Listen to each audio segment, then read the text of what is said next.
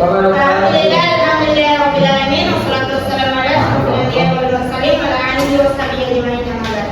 Pertama-tama mari kita panjatkan puji dan syukur atas kehadirat Allah Subhanahu wa taala. Ya Allah, yang telah memberikan kita rahmat dan hidayah sehingga kita bisa hadir di tempat ini. Dan tadi pula kita kirimkan salawat beserta salam atas junjungan Nabi besar Nabi Muhammad sallallahu alaihi wasallam. Ya Nabi yang telah mengantarkan kita dari alam yang gelap gulita menuju alam yang terang benderang. Atau dengan kata lain, aku jenazah yang zulmat tidak mengkawilah suatu. Baiklah, pada kesempatan ini kami akan mempresentasikan hasil diskusi kami mengenai tahap pembelian perusahaan. Adapun dari kelompok kami, yaitu yang pertama saya sendiri Nurfadiyah Istiqomah, yang kedua Reskian Nasyaratif, yang ketiga Duda Ramadhani, dan yang keempat Ahmad Rifki. Palingan Amanda sedang sakit. Baik, kami akan lanjut. Pokok pembahasan kami yang pertama adalah tentang perusahaan Nasiblet yang akan dibacakan oleh Reskian Nasyaratif. Orangnya dipersilakan.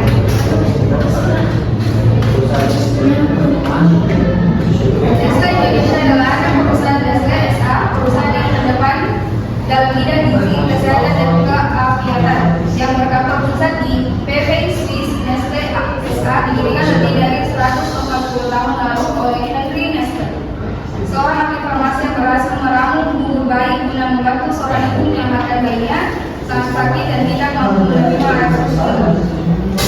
Nestle Indonesia didirikan pada tahun 1991 dan mempekerjakan sekitar 502.000 karyawan. Selain pabrik baru yang akan dibangun di Jawa Tengah, 3 pabrik di Panjang, Lampung, Karawang, Jawa Barat, dan Wilayah Jaya memproduksi produk makanan dan minuman dengan merek terkenal seperti Milkau atau susu, Gilau atau minuman coklat milk, Nescafe atau kopi instan, Nestle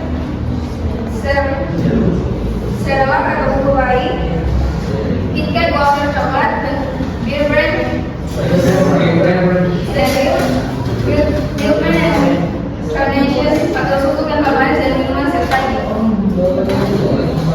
produk Nescafe. Salah satu brand Nestle adalah kopi instan Nescafe. Nescafe adalah nama dagang dari industri kopi instan yang diproduksi oleh PT Nestle yang berpusat di Swiss. Kopi instan Nescafe dibuat pertama kali pada tahun 1938 dengan peluncuran kopi instan. Kopi ini dijual dalam berbagai varian. Nama Nescafe merupakan campuran dari kata Nestle dan Cafe. Nestle pertama kali memperkenalkan merek kopi andalan mereka di Swiss pada 1 April 1938. Di Indonesia, Nescafe diproduksi oleh PT Nestle Indonesia Jakarta. Kopi instan juga disebut dengan kopi cepat saji. Kopi instan adalah minuman yang berasal dari biji kopi yang diseduh. Kopi instan pada umumnya diproduksi untuk tujuan komersial, baik melalui pengeringan beku atau pengeringan semprot, dan setelah itu bisa dihidrasi yang bertujuan untuk dapat memberikan rasa biji kopi yang asli. Salah satu cara terpopuler dari menikmati nikmatnya kopi instan Nescafe dengan cara memadukan dengan susu kembang manis agar memberikan kualitas rasa yang sempurna.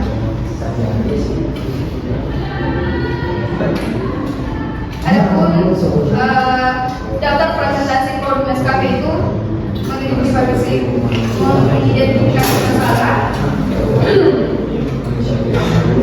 mencari dan mengumpulkan informasi. Yang ketiga, evaluasi pembelian. Yang keempat, keputusan pembelian. Dan yang kelima, evaluasi pembelian. Keenam, evaluasi pembelian. Diperjelas oleh mengidentifikasi masalah berdasarkan hasil pencarian berikut adalah beberapa masalah potensial yang mungkin dihadapi Nestle Cafe, produsen kopi siap minum. 1. Harga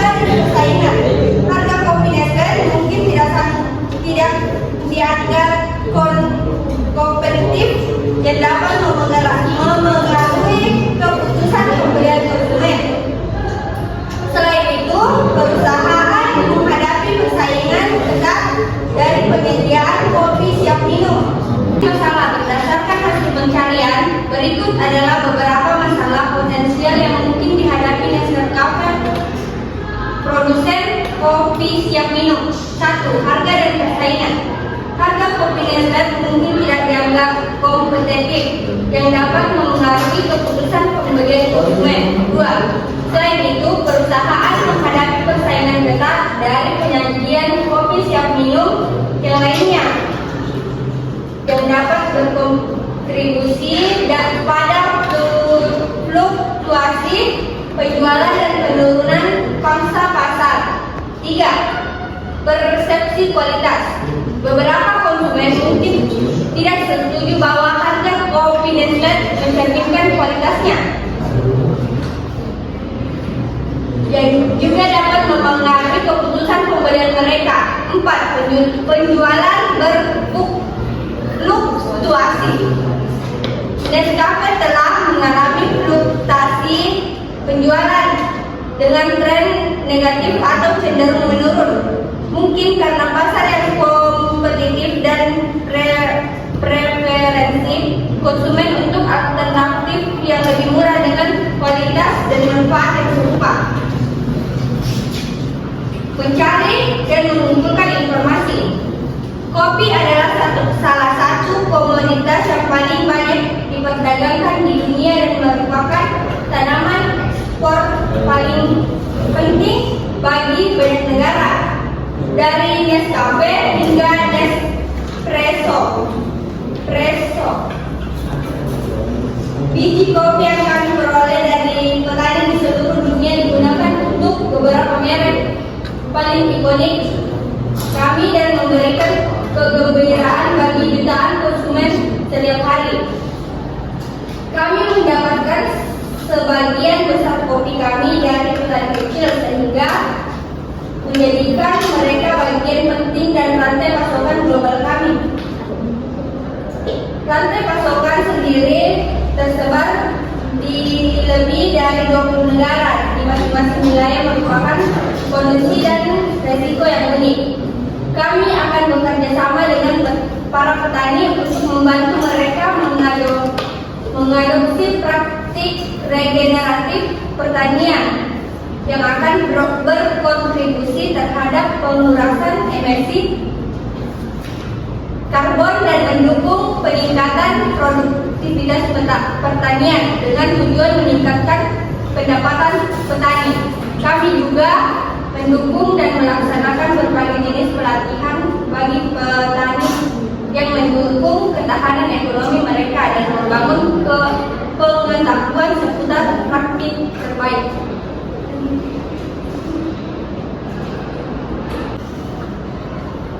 Selanjutnya akan dilanjutkan oleh Ahmad Rizky.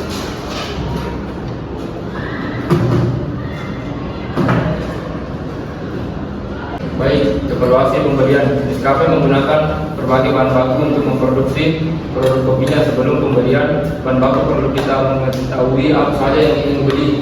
Bahan baku spesifik dapat bervariasi tergantung pada produk dan wilayah. Berikut adalah beberapa bahan baku yang digunakan oleh Nescafe. 1. Biji kopi. Nescafe sumber biji kopinya dari berbagai daerah, termasuk petani global. Misalnya Nespresso Indonesia menggunakan 100% biji kopi Lampung yang dibeli langsung dari petani lokal. Kopi instan. Nescafe dikenal dengan produk kopi instannya yang terbuat dari biji kopi panggang yang telah digiling, diseduh. Kopi yang diseduh kemudian dibekukan, kering atau dikeringkan dengan semprotan untuk membuat bubuk kopi instan. 3. Rasa dan aditif. Nescafe juga dapat menggunakan berbagai rasa dan aditif untuk meningkatkan rasa dan aroma produk kopinya. Ini mungkin termasuk rasa alami atau buatan, pemanis dan krimer tergantung pada produk tertentu. 4. Bahan kemasan. Selain kopi sendiri, Nescafe juga membutuhkan bahan kemasan seperti toples kaca, wadah plastik, atau kantong aluminium foil untuk menyimpan dan mendistribusikan produknya. 5. Bahan lain. Beberapa produk Nescafe seperti kopi Delgado yang viral mungkin memerlukan bahan tambahan seperti gula atau krim kocok untuk persiapan.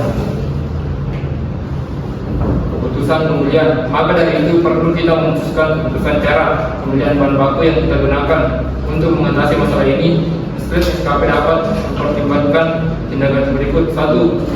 Penyesuaian harga. Melakukan riset pasar untuk menentukan titik harga optimal yang menyeimbangkan keterjangkauan dan kualitas. Menjelaskan memastikan bahwa itu tetap kompetitif di pasar. 2. Meningkatkan persepsi kualitas, komunikasikan kualitas dan manfaat unik kopi Nescafe melalui kampanye pemasaran menyoroti rasa, aroma, proses produksinya yang berbeda.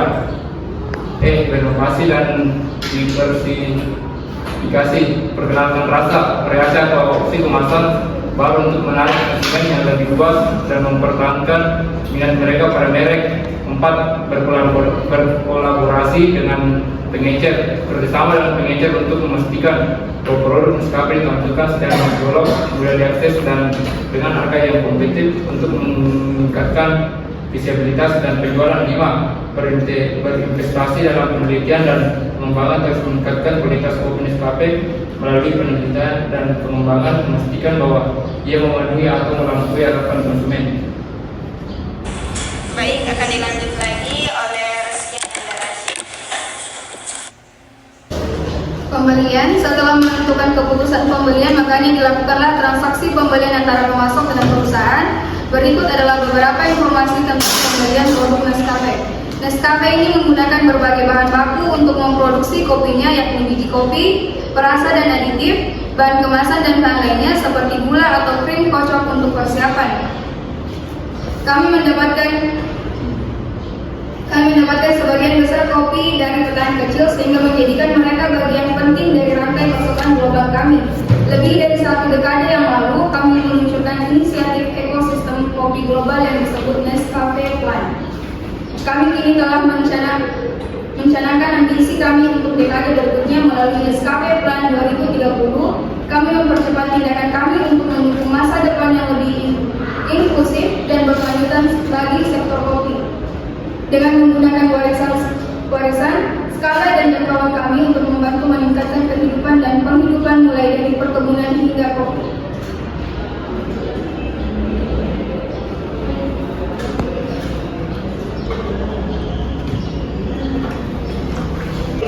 Itulah hasil presentasi kami yang hasil diskusi kami bersama-sama.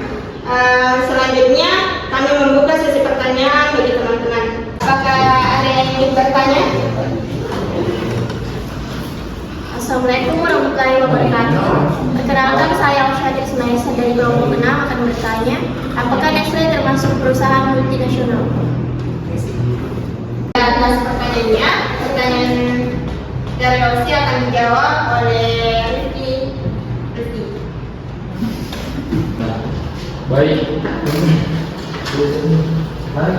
Baik, saya akan menjawab pertanyaan dari Ushadir Ismaisa. Apakah Nestle termasuk dari perusahaan multinasional? Jadi, jawabannya itu kehadiran perusahaan multinasional juga harus memberikan manfaat kepada masyarakat dan negara di tempat mereka beroperasi. Dalam hal ini contohnya adalah Nestle sebagai salah satu perusahaan multinasional yang ada di Indonesia. Bagaimana dengan Malaysia?